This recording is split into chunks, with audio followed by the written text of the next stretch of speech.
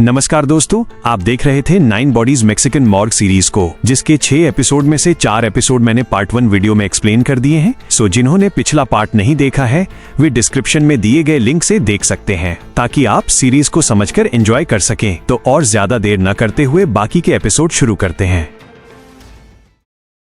अब doctor Kevin, Christie और Jack ये तीनों एक दूसरे को शक की नजर से देख रहे हैं, क्योंकि इन तीनों में से ही कोई एक असली कातिल है। क्रिस्टी का मानना है कि जैक ही खूनी है, क्योंकि उसने पिछली रात ही उसे आजाद किया था और अब डैनी और एमी मर चुके हैं। दूसरी ओर केविन को लगता है कि जैक और क्रिस्टी मिलकर ये सब कर रहे हैं, वरना क्रिस्टी क्यों रात के वक्त किसी को बताए बिना जैक को छोड़ देगी। इसी समय ऊपर से मैक्सिकन आर्मी का हेलीकॉप्टर आ पहुंचा है, लेकिन घने जंगल के कारण वे नीचे कुछ भी देख नहीं पा रहे हैं। वे तब आसपास हेलीकॉप्टर घुमाना शुरू करते हैं ताकि वे प्लेन का मलबा खोज पाएं, और नीचे तीनों यात्री एक दूसरे की तरफ बंदूक ताने हुए हैं। अब क्रिस्टी जब जैक पर इल्जाम लगा रही है, जैक तब डॉक्टर केविन पर शक करता है, क्योंकि वो एक डॉक्टर होने के नाते सब इंसानों की कमजोरी के बारे में जानता है। लेकिन डॉक्टर केविन याद दिलाता है कि कैसे उसने क्रिस्टी को पहाड़ से गिरने से बचाया था। अगर वो खूनी होता तो वो उसे बचाता नहीं। अब तीनों के पास कुछ ऐसे कारण थे जो बताते थे कि वे खूनी हो सकते थे, और कुछ ऐसे कारण भी थे जो यह साबित करते थे कि वे तीनों खूनी नहीं है। उनके बीच बहस चल रही थी। ठीक तभी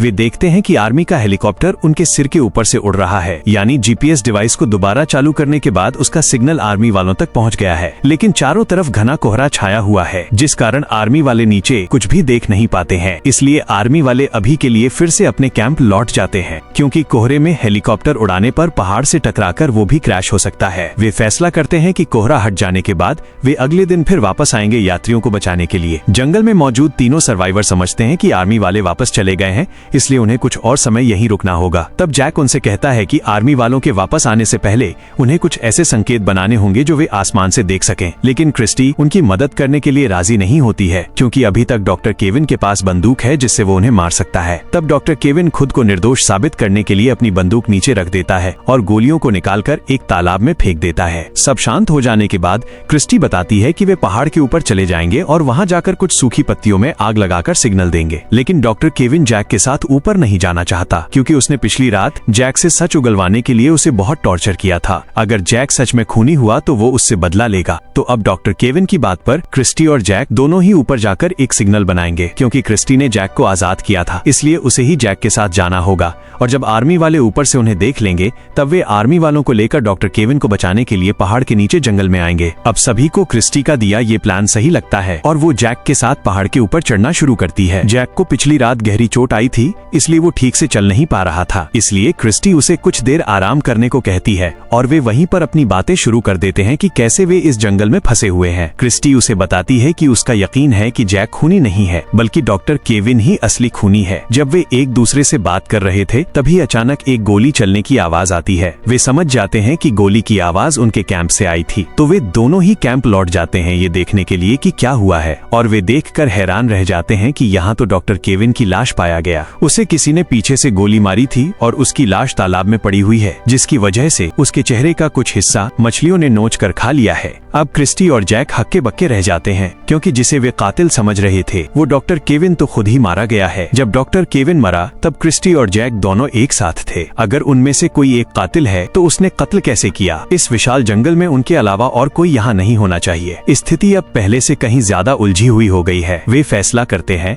कि आज की रात वे इस प्लेन के अंदर बिताएंगे और सुबह फिर से पहाड़ पर चढ़ेंगे, ताकि वे आग जलाकर आर्मी वालों को सिग्नल दे सके। अगले दिन सुबह वे पहाड़ के ऊपर चढ़ जाते हैं, लेकिन दुर्भाग्य से उस दिन भी पहाड़ के ऊपर घना कोहरा छाया रहता है। इसलिए वे जीपीएस डिवाइस के पास बैठकर इंतजार करने लगते हैं, क्योंकि आज किसी भी समय आर्मी वाले उन्हें रेस्क्यू करने आ सकते हैं। अब जैक क्रिस्टी को एक सच बता देता है कि वो एक सरकारी इन्वेस्टिगेटर है, जो एयरलाइन की असली सच्चाई का पता लगाने के लिए इस यात्रा पर निकला है। लेकिन यह खबर किसी को पहले से पता चल जाती है और इसीलिए वो कातिल अन्य यात्रियों को मार रहा है। इसलिए इन सब के पीछे वही जिम्मेदार है। उसे रोकने के लिए ही प्लेन को जानबूझकर जंगल में क्रैश कराया गया है, ताकि कोई कुछ जान न सके। यहाँ वो क्रिस्टी को अपनी पत्नी क्लेयर के बारे में बताता है, जो शायद अब उसे ढूंढने की कोशिश कर रही होगी। जैक बताता है कि उसकी पत्नी भी उसकी तरह एक इन्वेस्टिगेटर है, इसलिए वह उसे ढूंढने में कोई कसर नहीं छोड़ेगी। दूसरी ओर क्लेयर को दिखाया जाता है, जो अपनी बेटी से कहती है कि वो उसके पिता को ढूंढ कर रहेगी। इसके बाद वो मेक्सिको पहुंच जाती है, ताकि वो मेक्सिकन आर्मी पर दबाव डाल सके और वे जैक का लोकेशन पता करें। इधर पहाड़ के ऊपर सूरज उगने के साथ ही कोहरा हटना शुरू हो जाता है। ठीक तभी वे समझते हैं कि आसपास कोई है जो छिपकर उनकी बातें सुन रहा है। तब क्रिस्टी कहती है कि क्योंकि जैक के पैर में चोट लगी है इसलिए वो यहीं इंतजार करे और आराम करे, और क्रिस्टी उसकी इंस्ट्रक्शन फॉलो करके सिग्नल बनाएगी। लेकिन जैक उसकी बात नहीं मानता। चारों तरफ तब भी घना कोहरा था, फिर भी वो उसके पीछे पीछे जाना शुरू कर देता है। ठीक तभी कोई क्रिस्टी के सिर पर किसी भारी चीज से वार करता है, जिसके कारण वो बेहोश हो जाती है। असल में यही असली कातिल है। वो कातिल क्रिस्टी की बंदूक उठा लेता है और जैक की ओर बढ़ता है। कातिल ने उस समय काले कपड़े पहने हुए हैं और उसके चेहरे पर कार्लोस का मास्क बंधा है। उसने ये सब इसलिए पहना है ताकि उसे कोई पहचान न सके। अब जैक अपनी जान बचाने के लिए पीछे हटना शुरू कर देता है। वो देखता है कि वो बिल्कुल पहाड़ के किनारे पर आ गया है। यहाँ उसके बचने का कोई रास्ता नहीं है, इसीलिए मरने से पहले वो कातिल से कहता है कि प्लेन में उसके अलावा बाकी यात्रियों का कोई दोष नहीं था, तो उसने उन्हें क्यों मारा, इसमें उसका क्या फायदा, और वो असल में कौन है। लेकिन कातिल उसके किसी सवाल का जवाब न देते हुए उसे गोली मार देता है और 2 गोलियों के वार से जैक पहाड़ से नीचे गिर जाता है। अब सिर्फ क्रिस्टी बची है जो बेहोशी की अवस्था में है। वो जानती थी कि कातिल उसे भी मार डालेगा, इसलिए वो मरने से पहले कातिल को अपना चेहरा दिखाने को कहती है। तो आखिरकार कातिल अपना नकाब उतारकर उसे अपना चेहरा दिखाता है। क्रिस्टी उसका चेहरा देखकर हैरान रह जाती है। इतने दिनों से वो उनके बीच रहकर ये सब घटनाएं कर रहा था, जिस पर किसी ने शक तक नहीं किया। इसके बाद कातिल क्रिस्टी को भी गोली मारकर मार डालता है। अगले दिन सुबह जब मैक्सिकन आर्मी फिर से जंगल में वापस आती है, तब कोहरा हटने की वजह से वे जीपीएस डिवाइस का सिग्नल देख पाते हैं। इसी के साथ वे पहाड़ के नीचे क्रैश हुए प्लेन को भी देख पाते हैं। उनकी रिपोर्ट के बाद इमरजेंसी रेस्क्यू टीम घटना स्थल पर पहुंचती है। वे देखते हैं कि वहां तो कोई भी जिंदा नहीं बचा है। वे प्लेन की जांच करना शुरू करते हैं और वे प्लेन की छत को भी देखते हैं जो टूट गई है। लेकिन हैरानी की बात यह है कि ड्रग्स के वे पैकेट अब वहाँ नहीं है। वे पैकेट कहाँ गए ये हम जल्द ही जान पाएंगे। कुछ देर बाद सभी डेड बॉडीज पेड़ों के नीचे एक साथ सजे हुए मिलते हैं। आर्मी वाले सभी लाशों को बाहर निकालते हैं और सभी लाशों को एक लाइन में सजाकर रखते हैं। इनमें से कुछ लोग तो 2 हफ्ते पहले ही मर चुके थे जब प्लेन यहाँ क्रैश हुआ था, तो अब वे तेजी से शवों को पैक करके अस्पताल के लिए ले जाना शुरू करते हैं। इधर जैक की पत्नी क्लेयर जो मैक्सिको पहुँच चुकी है, उसे भी पुलिस बताती है कि कैसे आर्मी वालों ने जंगल में प्लेन क्रैश होने की जगह ढूंढ निकाली है। लेकिन दुर्भाग्यवश वहाँ उन्हें सभी लोग मृत अवस्था में मिले हैं, जिसमें उसका पति जैक भी शामिल है। इसलिए वो अब आर्मी हॉस्पिटल जाकर अपने पति का डेड बॉडी ले सकती है। उसका पति अब जिंदा नहीं है। ये सुनकर क्लेयर टूट जाती है।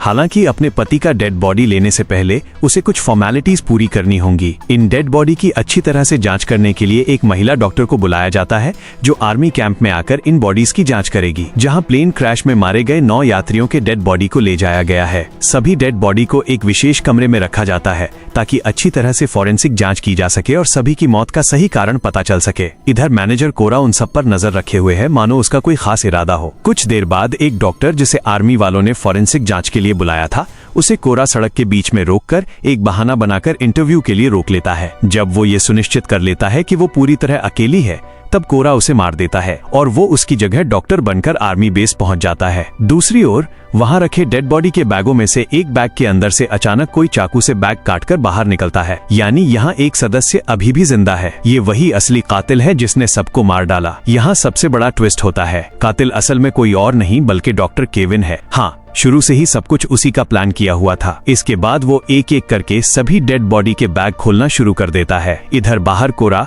उस डॉक्टर की आईडी का इस्तेमाल करके आर्मी बेस में घुस जाता है। वो ये बहाना दिखाता है कि उसे पूरी प्रक्रिया अकेले ही पूरी करनी होगी, इसलिए जांच के समय कोई भी सिपाही उसके चैम्बर में ना आए। हालांकि आर्मी जनरल इससे सहमत नहीं होते और 2 सिपाहियों को उसके साथ भेजते हैं। जब वे मुर्दाघर पहुंचते हैं तो देखते हैं कि सारे बैग खुले पड़े हैं। वे दोनों सिपाही चारों ओर देखने लगते हैं कि ये सब किसने किया है। तभी केविन पीछे से आकर उन्हें मारकर बेहोश कर देता है। अब केविन को अपने सामने देखकर कोरा खुश होता है। वे एक दूसरे को गले लगाते हैं, मतलब सब कुछ उन दोनों ने मिलकर ही प्लान किया था। दरअसल डॉक्टर केविन का असली मकसद प्लेन में रखे ड्रग्स के पैकेटों को बाहर तस्करी करना था, इसीलिए उसने एक एक करके सबको मार डाला और उसने उन ड्रग्स के पैकेटों को मृत शरीरों के अंदर डाल दिया था। इस कारण जब सिपाही वहाँ पहुँचे तो उन्हें प्लेन की छत पर कुछ नहीं मिला, क्योंकि डॉक्टर केविन ने सबके शरीर में ड्रग्स के पैकेट डाल दिए थे और वो खुद भी मृत शरीर बनकर बैग के अंदर घुस गया था। उस समय वहाँ डेड बॉडी से बहुत सड़ी हुई बदबू आ रही थी, इसीलिए किसी सिपाही ने ये ध्यान नहीं दिया कि यहाँ कोई जानबूझकर लेटा हुआ है। अब वे दोनों मिलकर सब बॉडीज से ड्रग्स के पैकेट निकाल रहे हैं ताकि वे उन्हें ले जा सके। इधर बाहर क्लेयर भी तब वहाँ पहुँच चुकी है। उसे यहाँ अपने पति के मृत शरीर की पहचान करनी है, इसलिए एक सिपाही उसे कुछ देर इंतजार करने को कहता है, क्योंकि उनका डॉक्टर फोरेंसिक जांच करने अंदर गया है। लेकिन अंदर तब कोरा और केविन सारे बैग खाली करके सभी मृत शरीरों पर पेट्रोल छिड़क देते हैं और वे पूरी लैब सहित सारे मृत शरीरों में आग लगा देते हैं ताकि कोई सबूत न बचे कि मृतकों में कौन कौन थे और उनके शरीर से क्या क्या निकाला गया है। बाहर से क्लेयर जब सिपाहियों के साथ अंदर जा रही होती है तब उन्हें फोरेंसिक रूम में एक विस्फोट की आवाज सुनाई देती है और सब सिपाही आग बुझाने के लिए दौड़ पड़ते हैं। इसी अफरा तफरी का फायदा उठाकर कोरा और केविन गाड़ी लेकर भाग जाते हैं। दूसरी ओर कुछ सिपाही तब भी जंगल में जांच कर रहे होते हैं कि कैसे मुंह पर एक मास्क पहनकर किसी एक सदस्य ने बाकी सबको मार डाला। हालांकि उन्हें इसमें कोई सबूत नहीं मिलता कि असल में ये कत्ल किसने किए हैं। इन सब के बाद जब वे वापस लौटने वाले होते हैं ठीक उसी समय उन्हें नीचे से किसी के जिंदा होने का सिग्नल मिलता है। हैरानी की बात ये थी कि वो जैक था, जो 2 गोलियां खाकर पहाड़ से नीचे गिरने के बाद भी अभी तक जिंदा था। दरअसल जिस समय केविन ने उसे गोली मारी थी तब कोहरे के कारण गोली उसके शरीर को छूकर बगल से निकल गई थी और जैक सौभाग्य से पहाड़ से गिरते समय एक पेड़ में अटक गया था और इस तरह वो अभी तक जिंदा है। तो तब घायल जैक अपने सनग्लास निकालकर सिग्नल देता है कि वो अभी भी जिंदा है। ये सब कुछ न जानते हुए क्लेयर बहुत टूट चुकी थी। आर्मी जनरल तब उसे एक खुशखबरी देते हैं कि उन्होंने उसके पति को जिंदा ढूंढ लिया है और वे उसे सीधा सिटी हॉस्पिटल ले जा रहे हैं। क्लेयर जिसे इतनी देर से लग रहा था कि उसने अपने पति को खो दिया है, वो अब खुशी से जनरल की बात मानकर उस हॉस्पिटल की ओर दौड़ पड़ती है जहाँ सिपाही जैक को लेकर गए हैं। हालांकि जैक के शरीर में 2 गोलियां लगी थीं, मगर डॉक्टर बताते हैं कि अब वो खतरे से बाहर है। इसके बाद विभिन्न सरकारी विभागों के लोग जैक से बात करने के लिए आते हैं। जैक उन्हें बाकी यात्रियों के साथ साथ डॉक्टर केविन के बारे में भी बताता है। मैक्सिकन एजेंसियों से बात करने के दौरान वे जैक को बताते हैं कि उनकी यात्रियों की लिस्ट में डॉक्टर केविन नाम का तो कोई था ही नहीं। उस नाम के किसी व्यक्ति के वहां होने का कोई सबूत भी सिपाहियों को नहीं मिला। तभी जैक समझ जाता है कि वो कातिल असल में डॉक्टर केविन ही था, जिसने उन्हें झूठी पहचान दी थी और एक एक करके बाकी सबको मार डाला। जैक उन्हें ये भी बताता है कि कैसे वो एयरलाइंस कंपनी ड्रग्स के पैकेट प्लेन के साथ छिपाकर तस्करी करती है, इसलिए उन्हें उस एयरलाइंस के मैनेजर को गिरफ्तार करना चाहिए और डॉक्टर केविन उस एयरलाइंस कंपनी के लिए ये काम कर रहा था। इधर केविन कोरा के साथ घर लौटकर काफी खुश है। उनका प्लान सफल हो गया है। प्लेन के अंदर रखा करोड़ों का माल अब उनके कब्जे में है। केविन ने अपने शातिर दिमाग का इस्तेमाल करके एक एक करके सबको मारा और उसने उन्हीं डेड बॉडीज का इस्तेमाल करके ड्रग्स के सारे पैकेट खुद आर्मी की मदद से तस्करी कर दिए। इधर जैक तब एक एक करके केविन की सारी घटनाएं समझने की कोशिश करता है कि कैसे उसने सबसे पहले अकेले पायलट को मारा जब रात में उसके पास कोई नहीं था, ताकि वो बाकियों को प्लेन में रखे ड्रग्स के बारे में न बता सके। इसके साथ ही जब भी कार्लोस और क्रिस्टी के साथ डॉक्टर केविन ऊपर जाता था तभी वो चुपके से जीपीएस डिवाइस का तार खोल देता था और एक एक करके पहले डेविड को जहर देकर मारा, फिर कार्लोस को चाकू मारकर हत्या कर दी और बाद में लिसा को भी मार डाला। इसी तरह जब बाकी लोग एमी और डैनी से दूर चले जाते हैं तब वो उन्हें भी मार देता है। केविन के पास शुरू से ही सैटेलाइट फोन था। उसने उस फोन से कोरा से संपर्क करके पूरा प्लान बनाया। बाद में जब यात्रियों की संख्या कम हो गई तब उसने वो फोन जैक के सामान में रख दिया ताकि सारा शक जैक पर पड़े और ठीक वैसा ही हुआ। अब जैक क्लेयर के साथ एयरलाइन मैनेजर कोरा के घर की तरफ निकलता है ताकि बाकी की घटनाएं उन्हीं के मुंह से जान सके। इधर केविन कोरा से कहता है कि उसने पूरी योजना परफेक्टली पूरी की है। आज के बाद कोई भी जंगल में जो हुआ उसकी असली सच्चाई कभी जान नहीं पाएगा, क्योंकि उसने सबको मार दिया है और सारे सबूत मिटा दिए हैं। सबको मारकर उसने डेड बॉडीज को एक साथ एक जगह पर रखा, सिर्फ जैक की डेड बॉडी के अलावा, क्योंकि पहाड़ के नीचे ढूंढने पर भी जैक की डेड बॉडी नहीं मिली थी। हालांकि केविन नहीं जानता था कि यही उसकी सबसे बड़ी गलती थी। जैक सौभाग्य से बच गया है और अब वो बाकी ऑफिसर्स के साथ कोरा के घर आ रहा है। जैक हैरान रह जाता है कि डॉक्टर केविन ने खुद को मरा हुआ दिखाने के लिए कितनी चतुराई का इस्तेमाल किया है। असल में उसने अपने कपड़े डैनी को पहना दिए थे और जानबूझकर उसका चेहरा बिगाड़ दिया था